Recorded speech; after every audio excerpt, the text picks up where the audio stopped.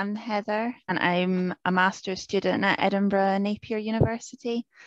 Um, and I've just finished my first placement at Multicultural Families Base. I started my placement in mid-November 2020, just before the second lockdown. I was placed in the early years service. And it was my first experience of working in a children and family setting. And it was also really my first experience of cross-cultural working.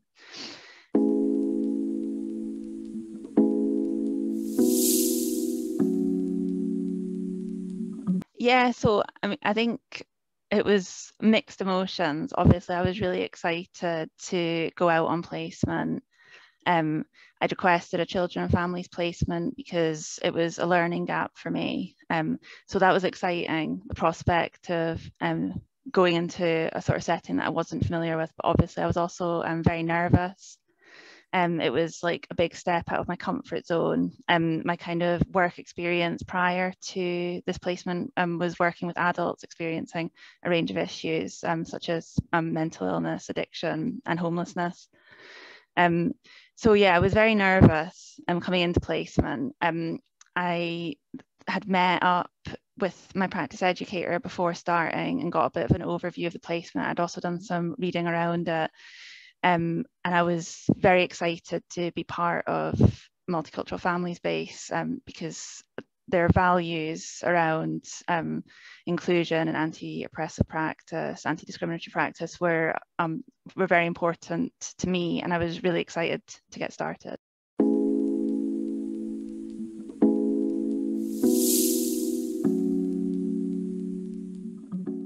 I had 4 weeks where I was coming into the office, and I was just coming in on Mondays and Tuesdays, and I did duty on Mondays, and on Tuesdays I had supervision with my practice educator, and then we were doing a group face-to-face at that point.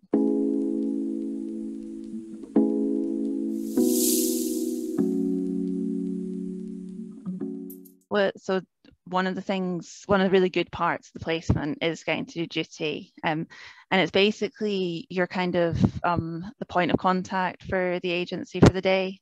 So you're getting phone calls from, it might be from a referrer who could be like another social worker or a health visitor, a teacher or a head teacher at school. I think you occasionally get self-referrals too, and it's up to you to speak to that person, provide information, potentially take a referral, use your knowledge of different theories such as Thompson's PCS model, with regards to taking a referral and signposting.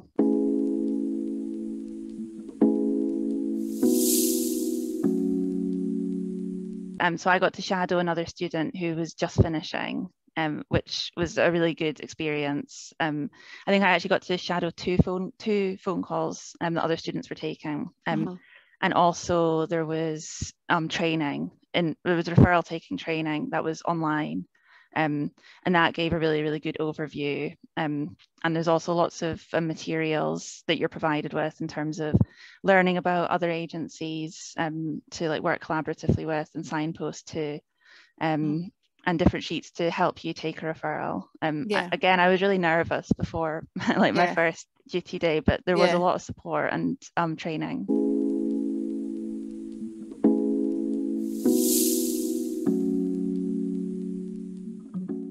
When I was in the office, there was always another duty senior. And then when I was remote working, there was a duty senior who you knew was a duty senior that week, and you could phone. And it was a good way for me to learn, actually, because sometimes you'd get a phone call, and if you weren't sure or you didn't quite know where to go to, it was a good chance to speak to the duty senior and like kind of put your heads together and like hear their knowledge and experience and come to a decision together, which was good. So, you know, I never sort of felt left on my own.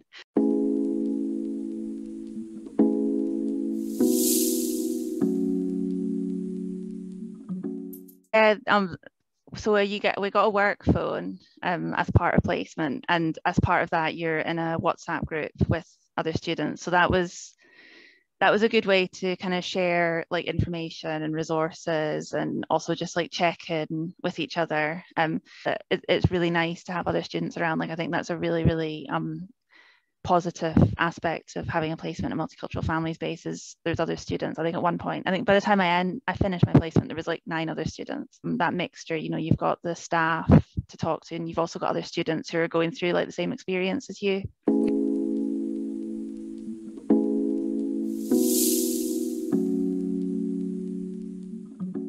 I had a lot of support from my practice educator. I mean, you get 90 minutes supervision each week.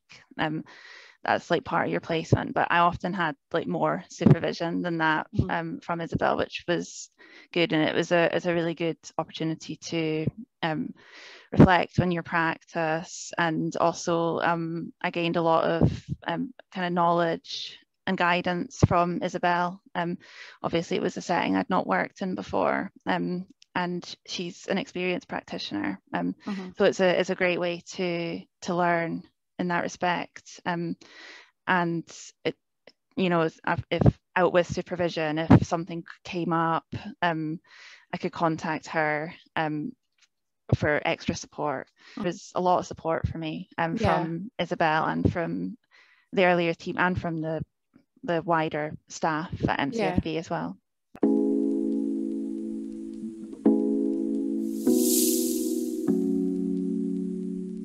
I had, I suppose it kind of split into like 2 bits. I had a caseload of families, and I had 5 families in my caseload. And I also, with Isabel, we co-facilitated a mother and babies group, which started off face-to-face like prior to the second lockdown, and then we continued it on Zoom like after throughout. So yeah, group work and caseload.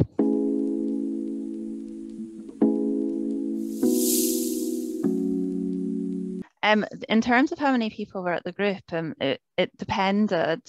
Some weeks it was like very busy. We always had at least 4 families. I think one week, we on Zoom we had 11 families, which was, it was quite busy. Yes. So I think the group, I think it's always a really important space for people to share experiences. I think in terms of you know, people being able to come together and have that shared experience. I think sometimes like ethnic minority groups, they face issues such as oppression, and you know, facing some groups, other groups might not be inclusive. I think multicultural family space provides that inclusion, and really like culturally competent work. So a lot of the mothers that came, they were maybe facing like isolation, grief, poverty, difficulty accessing services, and obviously going, you know, having a baby is a big like transition. It's a big life change, and I think with the backdrop of the pandemic as well, which has been a really isolating time for everyone, and the group was really important. And I think the group did help to address some of those needs.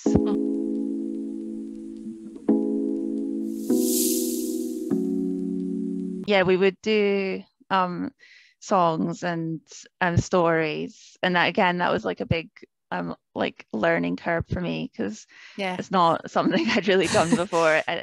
Isabel sort of said to me at the start of my placement, "Oh, you might want to like refresh your memory on nursery rhymes." So I did do that, and it was necessary. So a lot of that, and then there was also a lot of like chatting as well. Like we do a check-in at the start, and you know, people were welcome to share kind of whatever they were comfortable with, and sometimes that was just like saying hello and you checking in with the other people, and other times like people might have had a difficult experience that week, and they'd be able to share that and, you know, discuss that. So I think that was really important. before the lockdown, I did meet a couple of families face to face.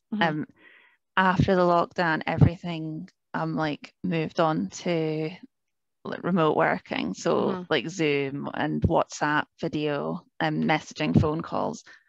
I think like a big part of social work practice is about being adaptable and flexible and being able to like work creatively.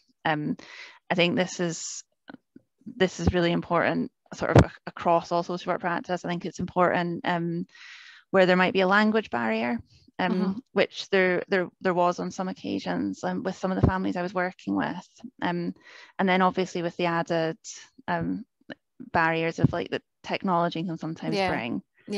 So with the language barrier specifically, did you have to work with an interpreter at any point in order to overcome that barrier? I only had one experience of working with an interpreter, and that was in a multi-agency meeting. And that was a new experience for me.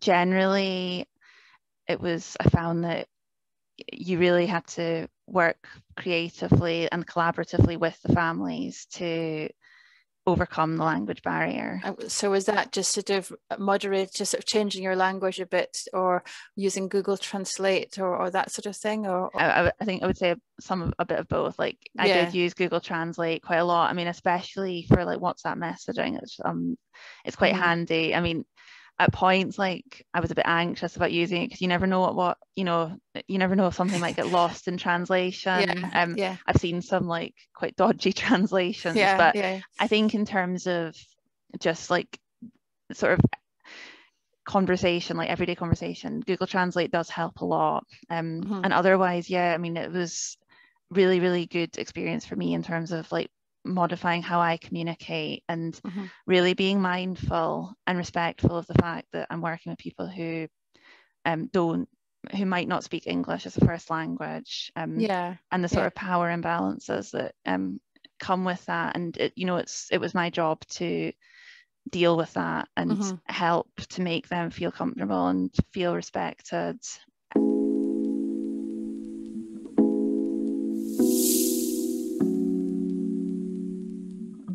I was thinking about this because I have thought a lot about relationship building is a big part of social work, and I've thought about like the relationship building using virtual platforms, and I kind of realized actually a lot of the skills that I used to build relationships on a virtual platform are probably very similar to what I would use anyway. So I think one of the most important things is like being reliable. With so people, if you say to someone you'll meet them at a certain time, then you will. I think that was something that I found was important, and I made sure that I was reliable for people. I also think being like honest and transparent about like my role, being open from the start about like why I was here as a student, and I was only here for like a number of weeks, 16 weeks I think. So being clear and transparent from the start. I think active listening is always, like really trying to listen to people and hear what's important to them. And I think in a like a cross-cultural sense, I thought a lot about like cultural competence on my placement. And I think a big part of that is it's not about like thinking you know everything about a culture, because like you never ever will. And so keeping a kind of open mind in terms of your own learning, keeping a very open mind. And like I learned so much from listening to the service users I was working with and like hearing about their cultures, and asking questions in like a respectful and inquisitive way, which I think that really helped me to build relationships with service users. And I think in turn, I kind of realized that building that relationship is so important to then go on and have like slightly more difficult conversations, which obviously could be difficult with doing it over online on Zoom.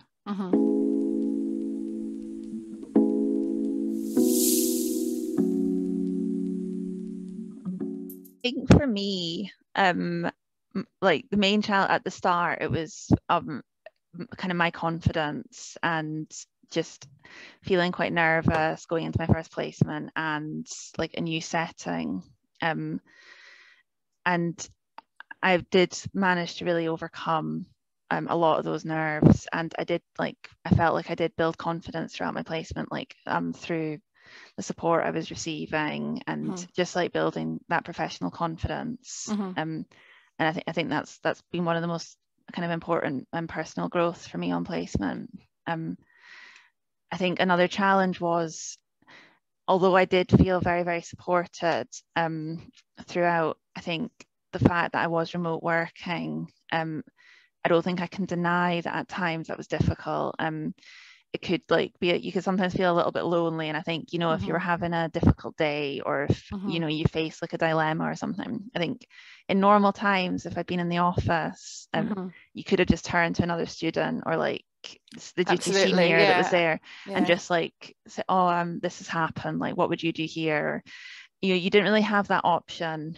And that could be difficult. You know, people were available on the phone all the time. I never felt like there was no one I could speak to, but it's not the same as I think nothing quite beats like being with other people in a sort of placement setting. And I can imagine in like normal times, like before the pandemic and everything, I think it would have been a really like community feeling in like the multicultural family space office. Definitely. I would imagine it was never a case of where I was like sort of sitting at home thinking, oh, I don't have anyone that I can talk to. Like there was always like multiple people that I could reach out to. I think it's just, you know, it's like having that like the barrier of like the phone or the screen between you rather than just like, I think that was the main thing.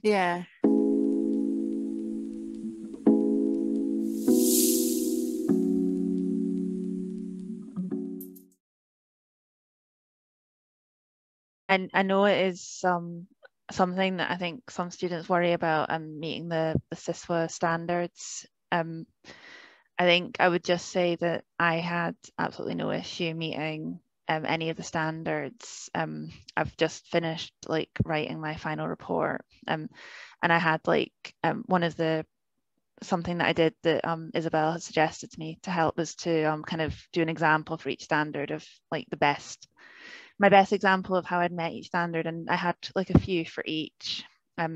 There's, I think one of the good things about the agency is there's so many opportunities. Like you get duty, like we were talking about earlier, and that helps you meet standards with regards to like contribution to the agency. And working collaboratively with colleagues and other professionals. And then obviously you'll get your caseload as well, and families you'll work with directly. And that's you'll meet all your standards in terms of preparation for social work practice, assessment and risk assessment, and also group work. You meet standards there. I think there is one standard dedicated to group work, which is in multicultural family space is a great agency to meet that standard.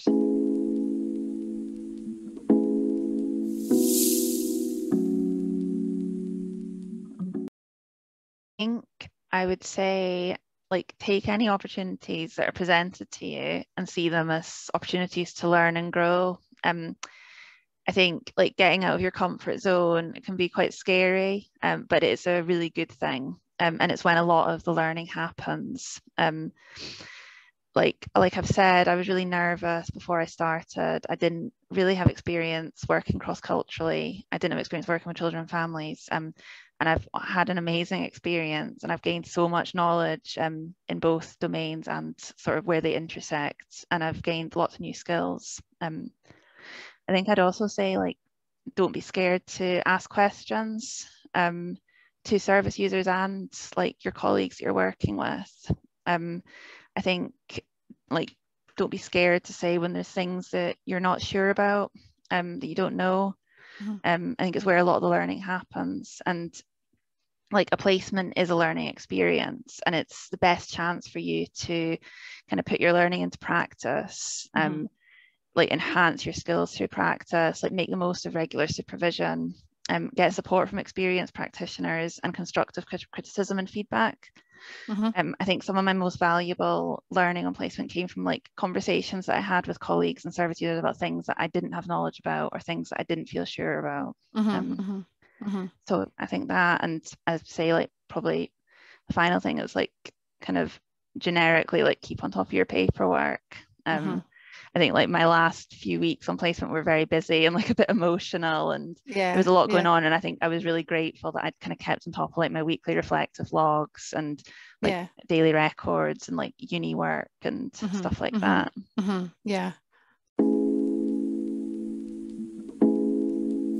There's so many. I think like for me I think the main thing, or one of the main things that I'm really going to take away is like it's being on placement with multicultural families based has really like actively encouraged me to kind of reflect on like my identity as like a young white master's student, and really like critically reflect and think about like the oppression that a lot of groups within society, minority ethnic groups within society face, and you know what I can do and what I should do going forward to really actively practice in an anti-discriminatory way, like really fight against oppression. I think that's been something really important for me, and just really seeing it's like, I think before I came on placement, you know that there's racism and that there's oppression. I think this placement's really opened up my eyes to what people really face on a day-to-day basis, and it's really made me passionate about fighting against that and like being an ally and being an advocate. I think that's been something that's I'll definitely carry forward with me.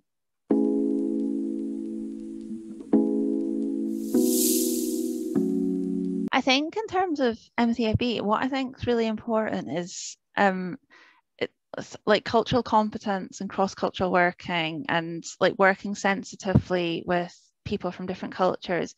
It's really like actively promoted, but at the same time, what is also actively promoted is like helping these families and these individuals like be integrated within society and have access to services that they might be facing difficulties accessing. I think it's that need to really respect and promote and uplift other cultures and see them as really positive, but also realize that a lot of the time people from these groups might need support to access services that they're having difficulties with, and a bit of help to integrate into society in a way that works for them, in a way that suits them.